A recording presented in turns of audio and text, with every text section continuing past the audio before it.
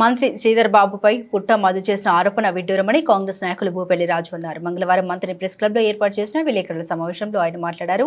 ఈ ప్రాంతంలో ప్రతి ఒక్క వర్గానికి అన్యాయం చేశావు కాబట్టి 2 సార్లు ఓడిపోయాం జరగదని ఇష్టం వచ్చినట్లు మాట్లాడడం సరికాదన్నారు. ఇసుక వనరులు ఆక్రమణకు గురవుతున్నాయని మాట్లాడడం, మట్టి తవ్వకాల్లో అవకతవకలు జరుగుతున్నాయని ఆరోపించడం మానేయాలని, బీఆర్ఎస్ 10 ఏళ్ల పాలనలో జరిగినంత ఇసుక దోపిడీ మరెన్నడూ జరగలేదని, రాత్రి పగలు తేడా లేకుండా ఈ ప్రాంతానికి చెందిన ఇసుకను హైదరాబాద్ లోకి తీసుకెళ్లి అమ్ముకోవడం టీఆర్ఎస్కే చెల్లిందని, ప్రభుత్వాన్ని విమర్శించే ముందు, ప్రభుత్వ పనితీరును ఎండగడితే ముందు ఒకసారి ఆత్మ విమర్శ చేసుకోవాలని సూచించారు. మీ టీఆర్ఎస్ పాలనలో ముఖ్యమంత్రిని కేసీఆర్ను, మంత్రి కేటీఆర్ను, మంత్రి హరీష్ రావును కలవాలంటే ఎమ్మెల్యేలకు జెడ్పీ చైర్మన్లు కూడా సాధ్యం కాలేదని, ఇప్పుడు కాంగ్రెస్ పాలనలో మంత్రి శ్రీధర్ బాబును సామాన్యులు కూడా రోజు కలుస్తూ ఉన్నారని, ఆర్ఎస్ పాలనలో కట్టిన బ్రిడ్జిలో ఒక గాలి దుమారానికే కోల్పోవడం జరిగిందని, ఈ ప్రాంతంలో చెక్ డ్యాంలు కట్టి ఇసుక వనరుల్ని కొల్లగొట్టారని, 10 సంవత్సరాల కాలంలో టీఆర్ఎస్ ఎంత అవినీతికి పాల్పడిందో ప్రజలందరూ గమనించారని, టీఆర్ఎస్ ప్రభుత్వమే ప్రజలందరికీ అన్యాయం చేసిందని, మాయమాటలు చెప్పి మోసగించడంలో టీఆర్ఎస్ నెంబర్ 1 స్థానంలో ఉంటుందని, దళిత బంధు పేరిట దళితులను మోసం చేశారని, బీసీ బంధు పేరిట బీసీలను మోసం చేశారని, ఏ ఒక్క వర్గానికి కూడా సంక్షేమం అందించలేదని, అందుకే ఎలక్షన్స్ టీఆర్ఎస్ కు తగిన గుణపాఠం చెప్పారని ఈ సందర్భంగా పేర్కొన్నారు. ఈ కార్యక్రమంలో కాంగ్రెస్ డివిజన్ అధ్యక్షులు మంత్రి సత్యం, కాంగ్రెస్ నాయకులు అక్కపాక సంపత్, ఆర్ల నారాయణ, కాశీపేట బాపు, కుమ్మరి అశోక్లతో పాటుగా తదితరులు పాల్గొన్నారు. నిన్నటి రోజున పెద్దపల్లి జెడ్పీ చైర్మన్ పుట్ట మధుకర్ గారు హైదరాబాద్ పోయి ప్రెస్ మీట్ పెట్టారు. ఇక మంత్రిలు అయిపోయింది పెట్టుడు, ఇక దీన్ని హైదరాబాద్ పట్టుకపోయాడు. మేము ఆయన సూటిగా ప్రశ్నిస్తున్నాం ఈ పత్రికా విలేకరుల సందర్భంలో. నువ్వు 10 సంవత్సరాల అధికారంలో ఉన్నావు, నువ్వు ఎంత దోసుకున్నావు, ఎంత దాచుకున్నావు, ఎంత దోసుకుంటే నువ్వు రాజగృహ కట్టగలిగినావు. మరి నీకు అంత ఆ ఇన్కమ్ అంతా ఎక్కడిది? నువ్వు ప్రజలకు సమాధానం చెప్పాలి. నువ్వు ఈ ప్రాంతంలో ప్రతి ఒక్క వర్గాన్ని ముంచినవు, నష్టం చేసినావు కాబట్టి నిన్ను అందరూ వద్దనుకున్నారు. మరి ఎందుకు మా నాయకుడిని వద్దనుకోలేదు? మా నాయకుడిని గెలిపిస్తున్నారు అంటే ప్రజలకు మంచుకున్నాడు కాబట్టి. నువ్వు దోసుకున్నారు వనరులు అంటాను కదా, ఇసుక, మట్టి, నువ్వు 10 సంవత్సరాలు ఎంత దోసుకున్నావు, నీకు ఎంత కమిషన్ వచ్చిందని నేను ప్రశ్నిస్తున్నా. ఆ కమిషన్లు ఇప్పుడు అత్తలేవు కాబట్టి నీకు ఇప్పుడు ఇబ్బంది అవుతుంది. అయ్యో నా కమిషన్ అని పోయినాయి కాబట్టి నాకు ఎట్లా అని మళ్ళీ ఎవరిని ముంగట పెట్టుకుంటే నీకు కమిషన్లు వస్తాయో అనేది నువ్వు ఆలోచన చేసి ఎప్పుడైనా అధికారంలో ఉన్నా మా నాయకుని పేరే వాడుకున్నావు, అధికారం లేకున్నా మా నాయకుని పేరే వాడుకున్నావు. శ్రీధర్ బాబు కుటుంబం పేరు తీయకుండా నువ్వు అసలు రాజకీయం చేసే పరిస్థితిని కనబడతలేదు. నువ్వు ఎక్కడి నుంచి వచ్చినావు? కాంగ్రెస్ నుంచే వచ్చినావు, శ్రీధర్ బాబు గారి శిష్యుగానే ఉన్నావు. మరి ఇలా మళ్ళీ ఆయన గురించే మాట్లాడుతున్నావు. కాబట్టి మేము ఈ సందర్భంగా నేను హెచ్చరిస్తున్నాం ఏంటంటే, మా ప్రియతమ నాయకుడు శ్రీధర్ బాబు గారు కానీ, సీన్ బాబు గారు కానీ ఈ మంత్రి నియోజక ప్రజలకు ఎల్లప్పుడూ ఆప్తులు ఉంటారు. వాళ్ళు చేసిన సేవలు ఉన్నాయి, అవిని గుర్తించే ప్రజలను ఆదరిస్తున్నారు. అది నీవు తట్టుకోలేక నువ్వు విషయం కప్పుతున్నావు. కాబట్టి మేము ఈ సందర్భంగా చెప్తున్నాం, దళిత బంధు మా సోదరులకు ఇస్తాను, మా దళితులను మోసం చేసినావు. ఎవరికైనా ఇచ్చినావా? వాళ్ళని తింపినవు కథ విడిచిపెట్టావు. కాబట్టి మేము ఈ సందర్భంగా నీకు మా ప్రియతమ నాయకుడు శ్రీధర్ బాబు గారి జోలి తీస్తే మంచిగా ఉండదని ఈ సందర్భంగా నేను హెచ్చరిస్తున్నాం. తెలంగాణ భవన్లో మరి పెద్దపల్లి జెడ్పీ చైర్మన్ గారు ఈ ప్రాంతంలో ఉన్న ఇసుక వనరులు మరి తీసుకువెళ్తున్నారని చెప్పి ప్రెస్ మీట్ పెట్టడం జరిగింది. మరి వాస్తవానికైతే గడిచిన 10 సంవత్సరాల కాలంలో మరి ఎంత ఇసుక పోయింది, మరి ఎన్ని భూగర్భ జలాలు ఎండుకపోయినాయి, వాస్తవానికి ఏం జరిగిందనేది కూడా ప్రజలు గమనిస్తున్నారు. వాస్తవానికైతే ఈ ప్రాంతంలో ఉన్న డ్యాములు కానీ మరి ఎన్నో డ్యాములు కట్టిళ్ళు, ఒక్క డ్యామ్ కూడా నిల్చోలేదు. ప్రభుత్వ వైఫల్యాలు ఎండగట్టేటప్పుడు మరి వాస్తవాలు కూడా చూసుకున్నటువంటి పరిస్థితి ఉండే. మరి ఇన్ని డ్యాములు కట్టి లెక్కన ఒక డ్యామ్ కూడా సక్సెస్ఫుల్గా లేదు. మరి ఈరోజు ప్రతి ఒక్క డ్యామ్ కూడా మరి తెగిపోవడం జరిగింది.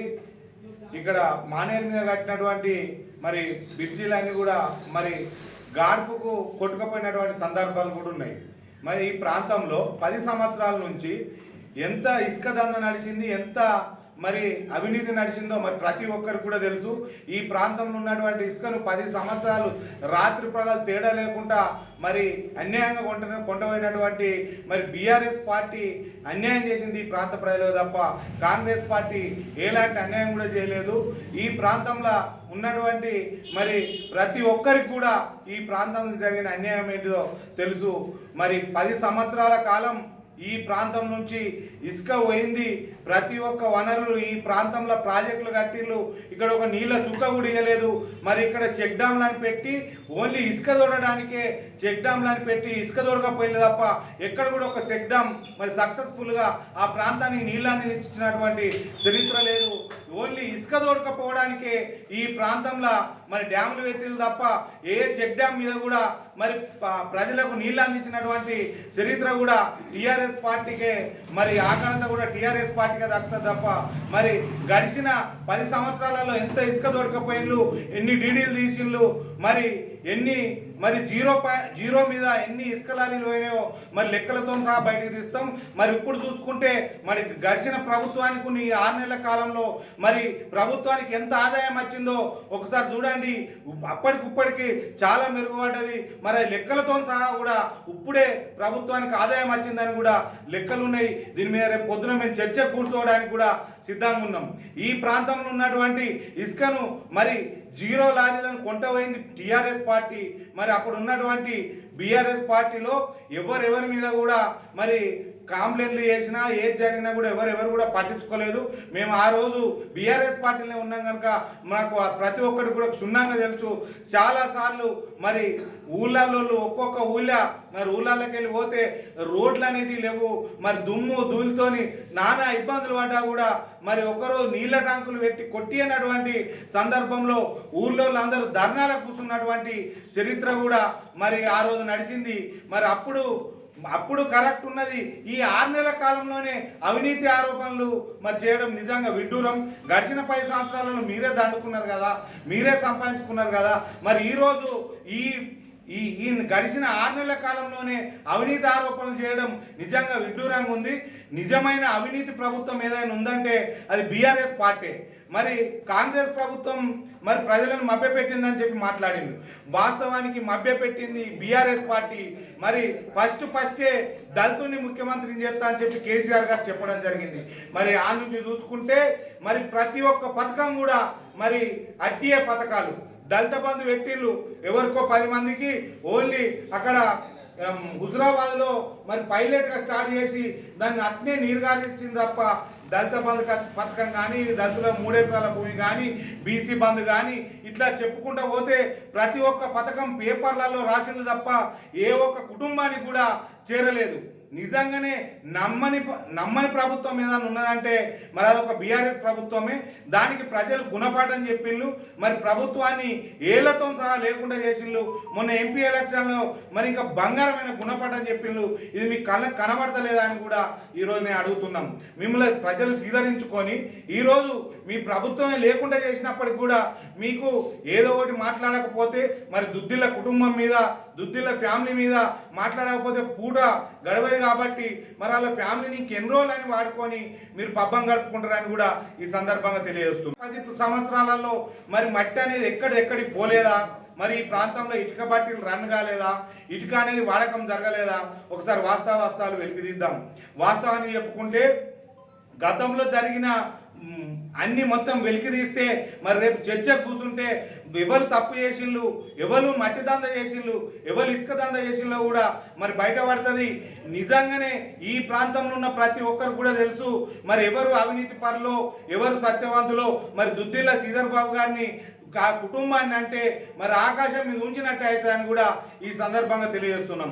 ఈ ప్రాంతంలో మరి మట్టి దంద చేసింది బీఆర్ఎస్ పార్టీ, మరి ఇసుక దంద చేసింది బీఆర్ఎస్ పార్టీ. చాలా అన్యాక్రాంతమై అన్యాయం చేసింది మరి బీఆర్ఎస్ పార్టీ అని కూడా ఈ సందర్భంగా తెలియజేస్తున్నాం. వాస్తవాలు వెలికి తీస్తే మరి అప్పటికిప్పటికి ఆ రోజున ఏం జరిగిందో, ఈ రోజున ఏం జరిగిందో రేపు వెలికి తీద్దాం. ఇప్పుడు ప్రభుత్వం లెక్కలు బయటకు తీస్తే ఇప్పుడే కరెక్ట్ లెక్కలు ఉన్నాయి. మరి ఇప్పుడు ప్రభుత్వానికి ఆదాయం వచ్చింది.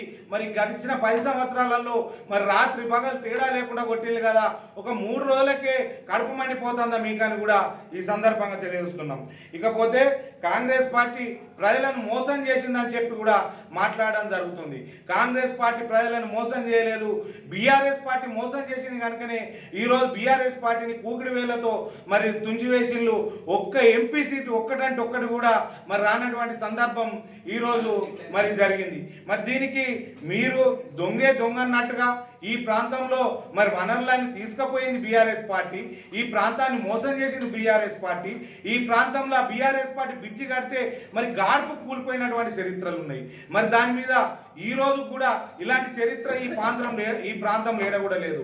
మళ్ళీ పోతే ఈ ప్రాంతంలో బ్రిడ్జిలు కడితే మరి బ్రిడ్జిలు కూడా కూలిపోయినాయి. ఈ ప్రాంతంలో ప్రాజెక్టులు కడితే మరి మొన్న మరి ప్రపంచం అంతా కూడా చూసిండ్రు. అతి ప్రతిష్టాత్మకంగా మరి స్టార్ట్ చేసినటువంటి కాళేశ్వరం ప్రాజెక్టు ఈరోజు ఎందుకు మరి నెర్రలువాడిపోతుందో ఒకసారి ప్రజలు ఆలోచించాలి. ఈ ప్రాంతాన్ని నెర్రలువాయగొట్టింది ఎవరు? మరి ప్రజల సొమ్ముతోని ఇన్ని లక్షల కోట్లు పెట్టి మరి ప్రాజెక్టు కడితే ఈ ప్రాంతాన్ని మళ్ళా ఎండబెట్టాల్సిన పరిస్థితి ఎందుకు వచ్చింది?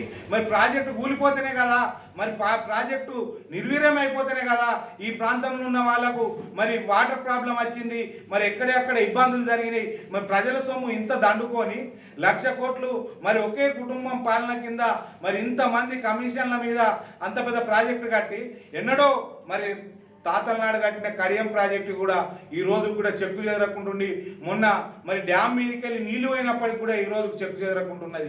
నిన్నగాక మొన్న కట్టిన కాళేశ్వరం ప్రాజెక్టు మీరు అవినీతి చేయకపోతే, మీరు అన్ని చక్కగా చేసి ఉంటే ఈరోజు కాళేశ్వరం ప్రాజెక్టు ఎందుకు కూలిందని కూడా అడుగుతున్నాం. మరి అదే కాకుండా ఈ ప్రాంతంలో మరి ఎన్ని అన్యాయాలు చేసిందో ఈ ప్రజలకు తెలుసు. ఎవరు డబ్బులు దండుకున్నారో, ఎవరు కోట్ల డబ్బులు సంపాదించిందో, ఎవరు ఈ ప్రాంతంలో బాగుపడ్డారో, ఎవరు ఏం చేసిందో ఈ ప్రాంతానికి తెలుసు. మరి అన్యాయంగా మరి ఎవరి మీదనో మాట్లాడితే ఈ ప్రాంతంలో ఏదో ఒకటి మాట్లాడాలి కాబట్టి, మరి దుద్దిల కుటుంబం మీద మాట్లాడాలి కాబట్టి, మరి వారి మీద మాట్లాడితేనే పూట కడుతుంది కాబట్టి మరి మాట్లాడడం చాలా విడ్డూరం. ఎందుకంటే ఈ ప్రాంతంలో ఉన్న ప్రజలందరికీ తెలుసు ఎవరు అవినీతి చేస్తారో, ఎవరు అవినీతి ఆరోపణలు చేస్తారో ఈ ప్రాంతానికి అందరికి కూడా తెలుసు అని కూడా ఈ సందర్భంగా తెలియజేస్తున్నాం. కాకలేదు కాబట్టి మరి మీ స్థానం కల్పించుకోవడానికి, ప్రజల మధ్యలో తిరగడానికి మీరొకటి అడ్డు పెట్టుకొని ఈ దుద్దిళ్ళ ఫ్యామిలీని కానీ దుద్దిళ్ళ కుటుంబాన్ని కానీ మరి మాట్లాడడం జరుగుతుంది. ఈరోజు సీటికి మాటికి శ్రీనుబాబు గారు జోలు తీస్తారు ప్రతి ఒక్కరు కూడా. మరి శ్రీనుబాబు గారు జోలు తీసే ముందు మీకు వాస్తవానికి ఆయనకి ఏ పదవి ఉన్నదని ఆయన ప్రతి దాంట్లో ఆయన ఇన్వాల్వ్ చేసి ఆయన ఒక పదవులు కోరని పావనమూర్తి. ఎందుకంటే ఆయనకి ఏ పదవి లేకున్నా కూడా ప్రతి ఒక్కరికి మరి రాత్రి పగలని తేడా లేకుండా ఎవరికైనా కూడా హాస్పిటల్ అంటే కానీ మరి ఏ సమస్య వచ్చినా కూడా స్పందించి మంచి మనసు ఏమున్నది అంటే ఒక మంచి మనసుతోని ఈ ప్రాంతానికి సేవ చేస్తాడు. మరి వాళ్ళ ఇద్దరి పేరు తీయకుండా ఈ ప్రాంతంలో రాజకీయం చేయడం మీకు చేతనైతే లేదు. ఇకనైనా మరి ప్రజలు బుద్ధి చెప్పిండ్రు, వాళ్ళ పేరు తీసి మరి వాళ్ళ మీద చేసినప్పుడు మరి ఎవరికి అన్యాయం జరుగుతుంది, ఎవరికి న్యాయం జరుగుతుందో ప్రజలకు ఈరోజు సమానమైన న్యాయం జరుగుతుంది. కాంగ్రెస్ పార్టీ ద్వారానే ఈ ప్రాంతం అభివృద్ధి చెందుతుంది. తెలంగాణ రాష్ట్రం కూడా మరి దుద్దిల్ల శ్రీధర్ బాబు గారు ఈ ప్రాంతంలో మరి మంత్రిగా మన ప్రాంతంలో ఉన్నాడు కాబట్టి తెలంగాణ రాష్ట్రాలని ఈ మంత్రి ప్రాంతాన్ని అగ్రగామిగా నిలిచేటువంటి మరి వ్యవస్థ ఉన్నది కనుక దీన్ని జీర్ణించుకోలేక మరి అన్యాయంగా మాట్లాడితే మరి ఇది ఎంతవరకు కరెక్టు? ప్రజలు ప్రతి ఒక్కరు కూడా దీని మీద నిలదీస్తారు. అన్యాయంగా మాట్లాడద్దు. ఒక హరీష్ రావు కేటీఆర్ మంత్రిగా ఉన్నప్పుడు మరి వాళ్ళని కలవడానికి మినిమం మీ ఎమ్మెల్యేలకు మీ జడ్పీ చైర్మన్లకు ఎవరికి కూడా కలిసే అవకాశం కూడా దొరకలేదు. మిమ్మల్ని గేట్లు కూడా దాటనీయలేదు. ఇవాళ మన ప్రాంతం నుంచి మరి దుద్దిల్ల శ్రీధర్ బాబు గారు మంత్రిగా ఉంటే ఇవాళ మామూలు మధ్యతరగతి కుటుంబానికి చెందిన వాళ్ళు కూడా పోయి అయ్యా ఇది సమస్య అని చెప్పుకునేటువంటి గొప్ప అదృష్టం మనకు కలిగింది. ఈ అదృష్టాన్ని ప్రజలందరూ కూడా మరి వినియోగించుకొని వాళ్ళ సమస్యలన్నీ తీర్చుకొని ఈ ప్రాంతాన్ని అభివృద్ధి చెందే విధంగా చూడాలి తప్ప మరి తెల్లారితో కుదిరితే వాళ్ళ కుటుంబం మీద మరి బుద్ధజల కార్యక్రమం చేస్తే ఎవరు కూడా సహించబోరు. మేము ఇదే చెప్తున్నాం, మాట సమాధానం చెప్తాం. మేము ఎక్కడ కూడా కాంప్రమైజ్ అయ్యే ప్రసక్తి లేదు. మీరు కళ్ళబోలి మాటలు చెప్పి ఇన్ని రోజులు పబ్బం గడుపుకున్నారు తప్ప ఇక ముందు గడుపుకుంటే ఊకునే ప్రసక్తి లేదు. ఎక్కడికక్కడ ఖండిస్తాం. ఎవరెవరు ఏమేమి అన్యాయాలు చేసిందో, ఎక్కడెక్కడ ఏమేమి అవినీతి చేసిందో మేము అదే టీఆర్ఎస్ పార్టీలు ఉన్నాం. మేము ప్రతి ఒక్కరు కూడా చూసినాం ఆధారాలతో సహా. ఇక ముందు ఇలాంటి ఆరోపణలు చేస్తే ఆధారాలతో సహా కూడా బయట పెట్టడం జరుగుతుంది. ఎట్టి పరిస్థితుల కాంప్రమైజ్ అయ్యే ప్రసక్తే లేదు.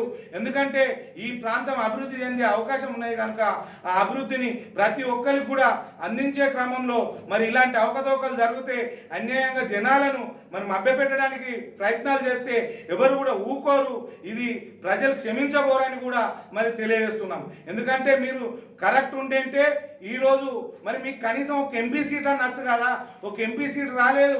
మరి ఈ ప్రాంతం మొత్తానికే ఈ బెల్ట్ టు బెల్ట్ కూడా మరి పోవడం జరిగింది.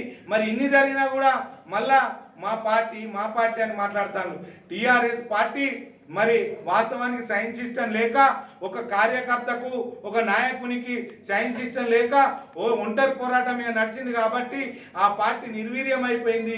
దానికి ఏర్లు అనేటివి లేవు.